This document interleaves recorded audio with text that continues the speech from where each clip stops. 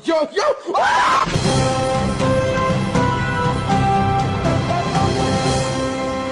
Nah, gede nih dah nih. Tuh. Pelan-pelan, tarik pelan. Capek ah. Halo semuanya, kembali lagi dengan aku Fariska Julia Izahwa.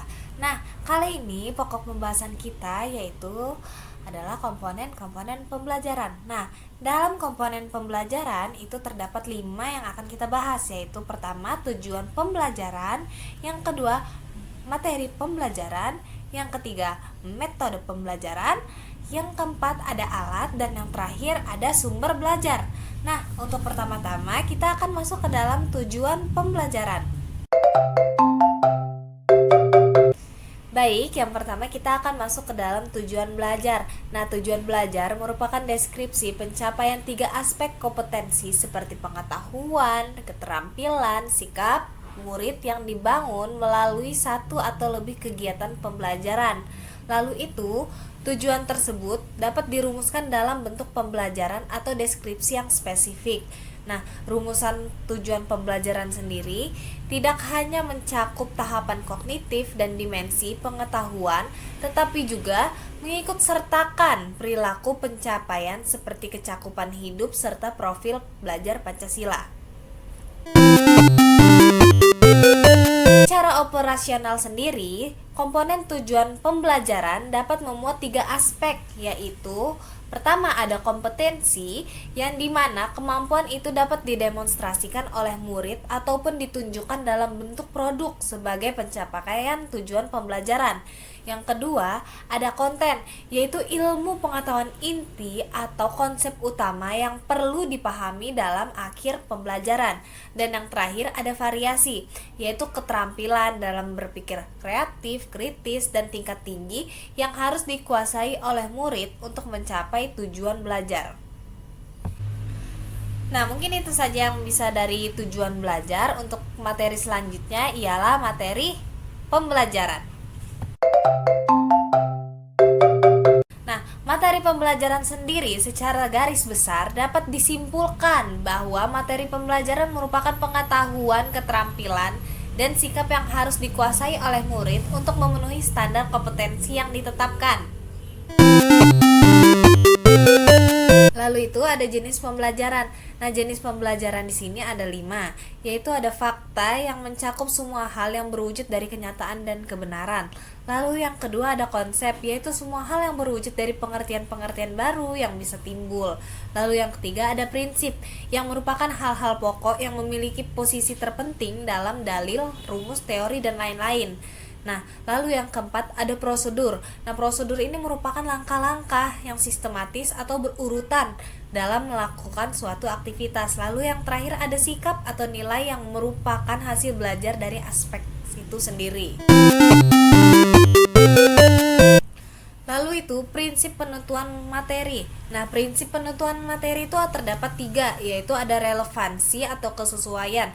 Yang di sini artinya ialah materi pembelajaran hendaknya relevan dengan pencapaian standar kompetensi dan kompetensi dasar. Lalu yang kedua ada konsistensi. Yang maksudnya di sini jika kompetensi dasar itu harus dikuasai murid ada 2 macam, maka materi yang harus diberikan oleh guru itu harus juga meliputi dari 2 macam dari materi tersebut. Lalu yang ketiga ada adukensi, yaitu kecukupan. Nah, materi di sini yang diajarkan hendaknya cukup dan memadai dalam membantu peserta didik dalam menguasai kompetensi dasar yang diajarkan. Lalu di sini ada cakupan materi pembelajaran. Cakupan materi pembelajaran ada 3. Yang pertama, aspek kognitif, aspek afektif, dan aspek psikomotorik. Nah, di sini yang dimana tiap-tiap jenis uraian materi memerlukan strategi dan media pembelajaran yang berbeda-beda. Lalu yang kedua ada keluasan materi. Nah, keluasan materi itu kedalaman materi yang menyangkup dengan rincian-rincian konsep yang terkandung dalam materi. Lalu yang terakhir ada kecakupan atau memadainya cakupan materi. Nah, di sini yaitu cakupan aspek materi pembelajaran yang membantu tercapainya penguasaan kompetensi dasar yang telah ditentukan. Nah, di sini juga ada kegiatan pembelajaran. Nah, kegiatan pembelajaran itu merupakan suatu proses yang mengandung serangkaian kegiatan guru dan siswa atas dasar hubungan timbal balik yang berlangsung pada situasi edukatif. Nah, mungkin itu saja yang bisa disampaikan dari materi pembelajaran. Untuk selanjutnya kita akan masuk ke dalam metode-metode pembelajaran. Baik, metode pembelajaran ialah strategi pembelajaran yang dikemukakan atau yang digunakan oleh guru sebagai media untuk mencapai tujuan pembelajaran yang telah ditetapkan.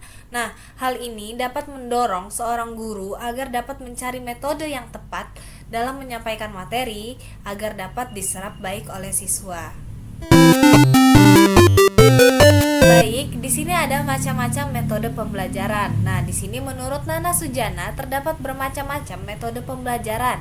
Di antaranya yaitu yang pertama ada ceramah, yang kedua ada tanya jawab, yang ketiga ada diskusi, yang keempat ada resitasi, yang kelima ada kerja kelompok, yang keenam ada demonstrasi, yang ketujuh ada sosiodrama, yang kedelapan ada problem solving, yang kesembilan ada sistem regu, yang kesepuluh ada latihan, yang kesebelas ada karya wisata, yang kedua belas ada survei masyarakat, dan yang terakhir ada stimulasi. Lalu ada faktor-faktor yang mempengaruhi metode pembelajaran. Faktor-faktor yang mempengaruhi metode pembelajaran antara lain yang pertama, siswa atau peserta didik. Yang kedua, tujuan pelajaran yang akan dicapai. Yang ketiga, faktor materi pembelajaran. Yang keempat, ada situasi pembelajaran. Yang kelima, ada fasilitas pembelajaran. Yang keenam, ada faktor alokasi waktu pembelajaran. Yang terakhir, tentunya ada guru. Lalu itu ada kriteria pemilihan metode pembelajaran. Yang pertama, sifat guru. Yang kedua, tingkat perkembangan intelektual dan sosial anak. Yang ketiga, ada fasilitas sekolah yang tersedia. Yang keempat, ada tingkat kemampuan seorang guru. Yang kelima, ada sifat dan tujuan materi pembelajaran. Yang keenam, ada waktu pembelajaran.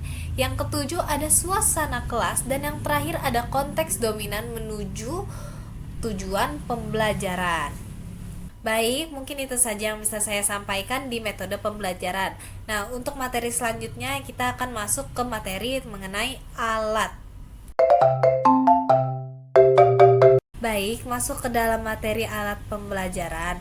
Nah, untuk pengertian alat pembelajaran ini terdapat dari 4 para ahli, yaitu yang pertama menurut Wijaya dan Rusyam. Nah, menurut Wijaya dan Rusyam itu alat peraga pendidikan itu merupakan media pendidikan yang berperan sebagai perangsang belajar dan dapat menumbuhkan motivasi belajar sehingga siswa itu tidak menjadi bosan dalam meraih tujuan-tujuan pembelajaran. Lalu yang kedua ada menurut Nasution tahun 1985. Nah, di sini dia menyebutkan bahwa alat peraga pendidikan itu merupakan alat pembantu dalam mengajar agar efektif. Lalu yang ketiga menurut Sujana tahun 2009, yang dimana suatu alat itu dapat diserap oleh mata dan telinga dengan tujuan membantu guru agar proses belajar mengajar siswa lebih efektif dan efisien. Lalu yang keempat ada menurut Faizal tahun 2010, yang dimana alat peraga pendidikan itu sebagai instrumen audio maupun visual yang digunakan untuk membantu proses pembelajaran agar menjadi lebih menarik dan membangkitkan minat siswa dalam mendalami suatu materi yang diajarkan. Nah, lalu itu ada tujuan dari alat peraga. Nah, tujuan alat peraga itu ada 3. Yang pertama, alat peraga dalam pendidikan memiliki tujuan supaya proses pendidikan lebih efektif dengan jalannya meningkatkan semangat belajar para siswa. Lalu yang kedua, alat peraga pendidikan juga dapat memungkinkan lebih sesuai dengan perorangan, yang dimana siswa belajar dengan banyak sekali kemungkinan. Lalu itu sehingga belajar dapat berlangsung sangat menyenangkan bagi masing-masing individu. Lalu yang ketiga, alat peraga mempunyai manfaat supaya belajar itu lebih cepat, segera bersesuaian antara kelas ya dan di luar kelas. Alat peraga juga dapat memungkinkan mengajarkan lebih sistematis dan juga lebih teratur. Lalu itu ada manfaat dari alat-alat. Yang pertama, dapat menimbulkan minat sasaran pendidikan. Yang kedua, ada mencapainya sasaran yang lebih banyak. Yang ketiga, dapat membantu dalam mengatasi berbagai macam hambatan dalam proses pendidikan. Yang keempat, dapat merangsang sasaran dari pendidikan untuk mengimplementasikan ataupun melaksanakan pesan-pesan kesehatan atau pesan pendidikan yang akan disampaikan. Lalu yang kelima, ada dapat membantu sasaran pendidikan untuk belajar dengan cepat serta lebih banyak materi atau bahan yang disampaikan. Yang keenam, ialah merangsang sasaran pendidikan untuk bisa meneruskan berbagai pesan yang disampaikan dari pemberi materi kepada orang lain. Lalu yang ketujuh, dapat mempermudahkan saat penyampaian materi pendidikan atau informasi oleh para pendidik. Lalu yang kedelapan, dapat mendorong keinginan orang-orang maupun individu untuk mengetahui lalu kemudian lebih mendalami, lalu pada akhirnya mendapatkan pendidikan yang lebih baik. Lalu yang terakhir, yaitu dapat membantu menegakkan pengertian atau informasi yang diperoleh. Lalu itu sasaran pendidikan di dalam menerima sesuatu yang baru, manusia memiliki kecenderungan untuk melupakan atau lupa. Baik, mungkin itu saja yang bisa disampaikan pada materi alat. Untuk selanjutnya kita akan masuk ke dalam materi sumber belajar. Baik, kita masuk ke materi yang akhir, yaitu sumber belajar. Nah, sumber belajar atau learning resources adalah semua sumber baik berupa data, orang, dan wujud tertentu yang dapat digunakan oleh peserta didik dalam belajar, baik itu secara terpisah maupun secara terkombinasi, sehingga mempermudahkan peserta didik dalam mencapai tujuan belajar atau mencapai kompetensi tertentu. Lalu, adapun para ahli telah mengungkapkan pendapat tentang pengertian sumber belajar, yaitu sebagai berikut. Yang pertama, menurut Yusuf Hadi Miarso, adalah segala sesuatu yang meliputi pesan, orang, bahan, alat, teknik, dan lingkungan, baik itu secara sendiri maupun terkombinasi, dapat memungkinkan terjadinya belajar. Lalu yang kedua, ada Edgar Deck yang mengemukakan bahwa sumber belajar adalah segala sesuatu yang dimanfaatkan untuk memfasilitasi belajar seseorang. Lalu yang ketiga, ada menurut Rohani, sumber belajar atau learning resources adalah segala macam sumber yang ada di luar diri seseorang dan yang memungkinkan untuk terjadinya proses belajar. Baik, kita masuk ke dalam sumber-sumber belajar. Nah, sumber-sumber belajar itu dapat berbentuk melalui yang pertama adanya pesan. Pesan itu meliputi informasi, bahan ajar, cerita rakyat, dongeng, hikayat, dan sebagainya. Lalu yang kedua, orang. Orang itu meliputi seperti guru, instruktur, siswa, ahli, narasumber, tokoh masyarakat, pimpinan lembaga, tokoh karir, dan sebagainya. Lalu yang ketiga, bahan. Bahan itu meliputi seperti buku, transparansi, film, slides, gambar, grafik yang dirancang untuk pembelajaran, relief, candi, arca, komik, dan sebagainya. Lalu yang keempat, adanya alat atau perlengkapan. Alat atau perlengkapan ini meliputi seperti perangkat keras, komputer, radio, televisi, DVD, kamera, papan tulis, generator, mesin, mobil, motor, alat listrik, obeng, dan yang lain-lain. Lalu yang kelima, adanya pendekatan, metode atau teknik seperti diskusi, seminar, pemecahan masalah, simulasi, permainan, percakapan biasa, diskusi, debat, talk show, dan sejenisnya. Lalu yang terakhir adanya lingkungan.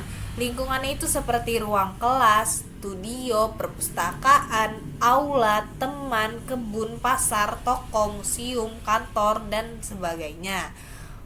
Nah teman-teman, mungkin itu saja yang bisa aku sampaikan mengenai materi komponen-komponen belajar. Nah aku minta maaf kalau misalnya aku ada salah mengenai entah itu salah kata ataupun itu yang disengaja dan tidak disengaja. Kalau begitu aku undur diri, dadah. Saya wassalamualaikum bro.